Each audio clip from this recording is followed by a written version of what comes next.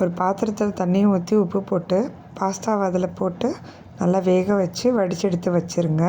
இப்போ ஒரு கடாயில் எண்ணெயை ஊற்றி முதல்ல வெங்காயத்தை போட்டு வதக்கி எடுத்துடலாம். இப்போ வெங்காயம் நல்லா வதங்கி வந்தோடனே கட் பண்ணி வச்ச காய்கறியும் அதில் போட்டு சேர்த்து வதக்கி எடுத்துருங்க. நான் கேரட்டு, குடமிளகா, பீன்ஸ் எடுத்திருக்கேன்.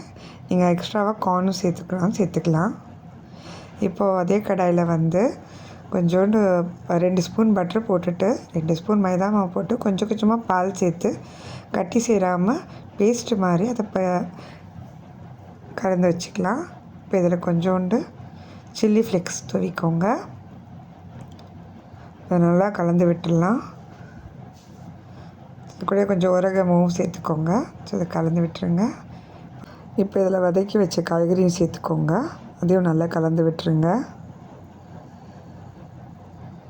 இப்போ வேக வச்சு எடுத்து வச்ச பாஸ்தாவையும் இதில் சேர்த்துருங்க. ஸோ நல்லா கலந்து விட்டுருங்க. ஸோ நல்லா கலந்து விட்டிங்கன்னா அந்த ஒயிட் சாஸ் ஃபுல்லும் நல்லா ஸ்ப்ரெட் ஆகிற வரைக்கும் நல்லா கலந்து விட்டுருங்க. இப்போ இதில் ஒரு பீஸ் சீஸை போட்டுட்டு மூடி வச்சுருங்க. ஒரு 2 நிமிஷம் கழித்து ஓப்பன் பண்ணிங்கன்னா நல்லா சீஸ் உருகிரும். ஸோ இப்போ இதை நல்லா கலந்து விட்டுருங்க. சூடான ஒயிட் சாஸ் பாஸ்தா ரெடி.